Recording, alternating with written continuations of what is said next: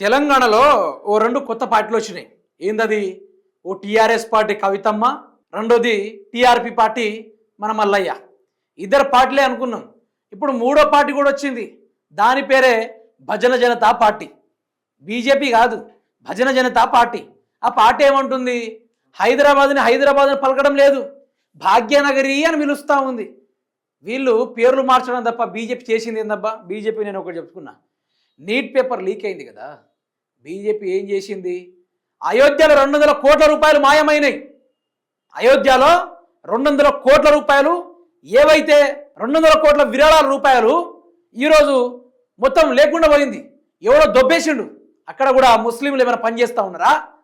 ఆడ కూడా ముస్లింలు ఉన్నారా? అక్కడ ఉన్న వాళ్ళందరూ హిందువులే కదా.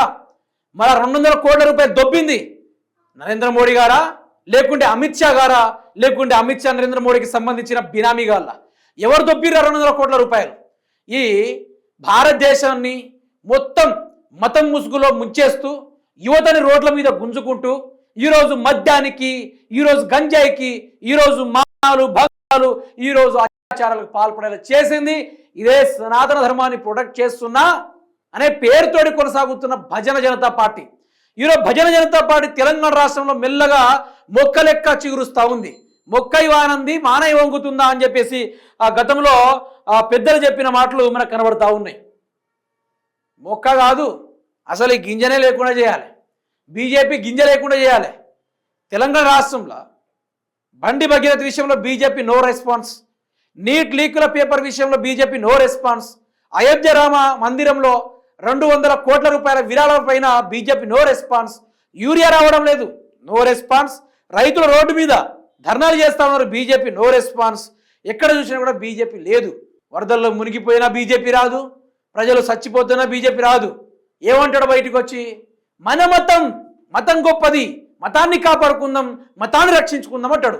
అంటే మనకు తెలియదు, ఇక మనకు తెలియదు మతాల గురించి. ఈ స్టేజ్ మీద ఉన్నోళ్ళకి ఒక్కడిని హనుమాన్ చాలీసా చదవమనండి, పటిష్టంగా మర్చిపోకుండా ఒక్కడిని హనుమాన్ చాలీసా చదవమనండి. నిజంగా చెప్తా, వీరు దేశభక్తులే అని చెప్పేసి. ఈ తెలంగాణ మీద ఏదో మాట్లాడుతుర్రు రబ్బా, ఒకసారి వినుండ్రిగా.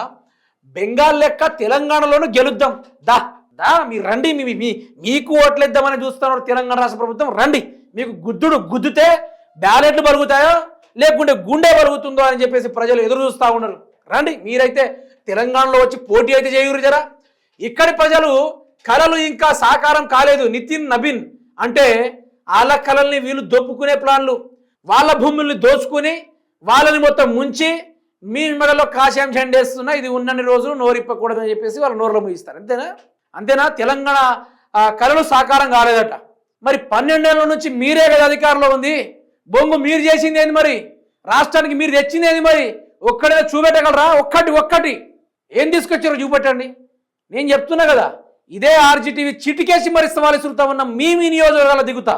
మీరు ఏ రోడ్లేషన్లో వస్తా, మీరు ఎక్కడ ఏ తొర్రలో ఏం కట్టిన రోజు చూపెడతా, మీ ఏ చెరువులు మీరు బాగు చేసిన రోజు చూపెడతా.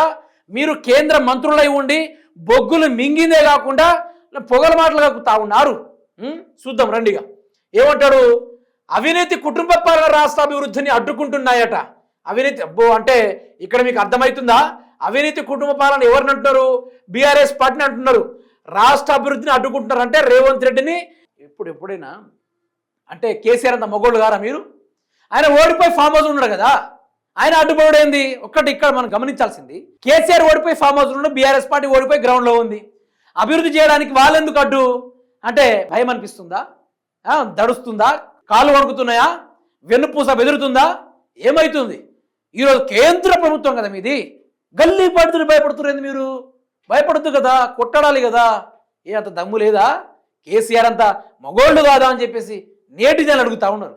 నీ దగ్గర సమాధానం ఉందా అని ప్రజలు కూడా అడుగుతూ ఉన్నారు. ఇంకోటి ఏంది? బీఆర్ఎస్కు ఏటీఎంల కాళేశ్వరం.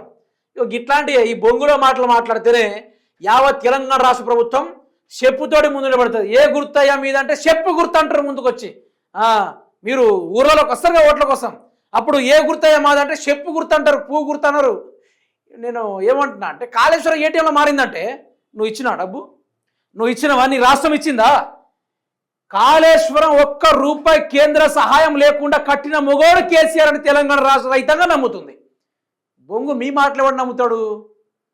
మొన్న మొంతా తుఫాన్ వచ్చి ప్రజలు మొత్తం కొట్టుకుపోతా ఉంటే ఈ Kishan Reddy union coal minister చెద్దరు కప్పుకొని గొంగడు కప్పుకొని అనుకుని నిద్రపోతా ఉన్నాడు. వీళ్ళట కాళేశ్వరం ఏటీఎం గురించి మాట్లాడతారు. మీ బతుకులకు నేను చెప్తున్నా, మీ బతుకులకి ఏడైనా పొలంలో పోయిరా? రైతుల కష్టాలు మీకు తెలుసా? అసలు ఐకేపీ సెంటర్లు ఏంటంటే మీకు తెలుసా? మీకు ఏది రాదు, బొగ్గును దొబ్బి తినడం తప్ప, నేషనల్ హైవే పేరిట మీద కోట్ల రూపాయల కాంట్రాక్టుల దగ్గర నుంచి దొబ్బి తినడం తప్ప మీకేవచ్చబ్బా అని అడుగుతున్నా. కాళేశ్వరం ఏటీఎంలో మారిందా? నువ్వు ఓట్లకైతేరా, నీ పువ్వు గుర్తేందో చెప్పు గుర్తేందో ఆ రోజు నీకు ఏర్పడుతుంది. నువ్వు తెలంగాణ ఓట్ల కోసం అయితే ముందుకు రా.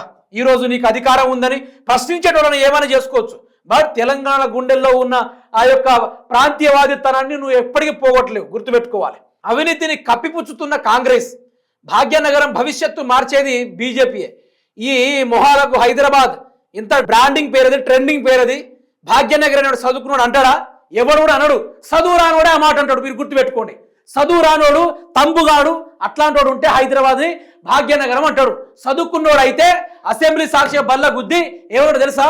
దిస్ ఈజ్ హైదరాబాద్ అని చెప్పేసి ఫారినర్స్ కూడా వచ్చి వాళ్ళు లొకేట్ చేస్తూ ఉన్నారు. ఫలానా లొకేషన్లో ఉన్న is this Telangana, is this India అని చెప్పేసి ఈరోజు రీల్స్ చేసుకుంటూ ప్రపంచ దేశాలకు ఒకటిగా నా తెలంగాణ గొప్పతనం గురించి చెప్తా ఉంటే, నా హైదరాబాద్ గొప్పతనం గురించి చెప్తా ఉంటే, మళ్ళీ మీరు వచ్చి ఈ చదువురాని వాళ్ళందరూ కలిసి పార్లమెంట్లో సభ్యులయ్యారు. చదువురాని వాళ్ళే పార్లమెంట్లో ఉంటారు, గుర్తుపెట్టుకోండి. చదువు వచ్చిన వాళ్ళే గ్రౌండ్లో ఉంటున్నారు, చదువురాని వాళ్ళే పార్లమెంట్లో ఉంటున్నారు. అందుకనే ఈరోజు హైదరాబాద్ బదులు వాళ్ళు ఏం మాట్లాడుతున్నారంటే భాగ్యనగరం అంట. సిగ్గు. ఇది గతంలోనే నిజాం పరిపాలనలో వచ్చిన భాగ్యనగరం పేరు, దానికి ట్రెండింగ్గా వాడే ఈరోజు పర్యాయ పదంగా వాడుకుంటూ హైదరాబాద్ అని పిలుచుకునే పేరుని కాస్త ఈరోజు వీళ్ళు పేరు మార్చి మేము అధికారంలోకి వస్తే హైదరాబాద్కి ఏం చేస్తారు మీరు ఒక జర్నలిస్ట్ అడిగితే, హైదరాబాద్లో ఉన్న పేరుని భాగ్యనగరం మారుస్తాం, అదే పెద్ద మా యొక్క అభివృద్ధి అని చెప్పేసి మాట్లాడుకునే ఈ పువ్వు బ్యాచ్కి ఏమని చెప్పాలబ్బా? పువ్వు బ్యాచ్, వాడిపోయిన పువ్వు బ్యాచ్, మొలకెత్తని పువ్వు బ్యాచ్. రేపు మొలకెత్తది వీళ్ళకి. మీకు నీరు పోసేటోళ్ళే ఉండరు, నేను చెప్తున్నా కదా. మొలకెత్తితే చెప్పుతో కొట్టి ఆ మొలకను కూడిపెత్తారు తప్ప మీ కమలమని పూయనియరు. చూడండి. ఇంకోటి ఏదో అంటాడబ్బా, భాగ్యనగరం భవిష్యత్తు మార్చేది బీజేపీ అంటే వీళ్ళందరూ తలో కర్ర పట్టుకొని మూసి ప్రక్షాళన చేసేటట్టే ఉన్నారు వీళ్ళందరూ కలిసి. తెలంగాణ ప్రజలకు బీజేపీ పైన నమ్మకం ఉంది. అవునవును, మామూలు నమ్మకం ఉందా? నమ్మకం కాదు అది. నాకు ఇక తెలంగాణలో బీజేపీకి నమ్మకం ఉందంటే ఒకటే గుర్తొస్తాడు, బండి సంజయ్. అంటే నేను ఇంకోసారి ఈ సందర్భంగా చెప్తున్నా, భారతదేశంలో ఆడబిడ్డల పైన, బిలో 16 years అమ్మాయిల పైన, 16 లోపల ఉన్న బాలికల పైన అత్యాచారం చేసిన పార్టీ ఏదైనా ఒక్కటి అడగండి. ఒక్క క్వశ్చన్ అడగండి, గూగుల్లో కానీ, జెమినీ కానీ, లేకుంటే చాట్ జీపీటీని కానీ ఒక్కసారి అడగండి. బీజేపీ పార్టీ ఇట్లా చాటవార్థం ఓపెన్ అవుతుంది. చాటవార్థమై వరుస బట్టి వస్తుంది. ఇట్లా వాళ్ళ కొడుకులు, వాళ్ళ పార్టీ నాయకులు చిన్న పిల్లలను చూడకుండా పాల్పడుతూ ఈరోజు భారతదేశంలో నంబర్ 1 స్థాయిలో ఎదిగిన పార్టీ బీజేపీ పార్టీ. గుర్తుపెట్టుకోండి, భారతీయ జనతా పార్టీ కాదు, ఇది భజన జనతా పార్టీ అని చెప్తున్నా ఈ సందర్భంగా.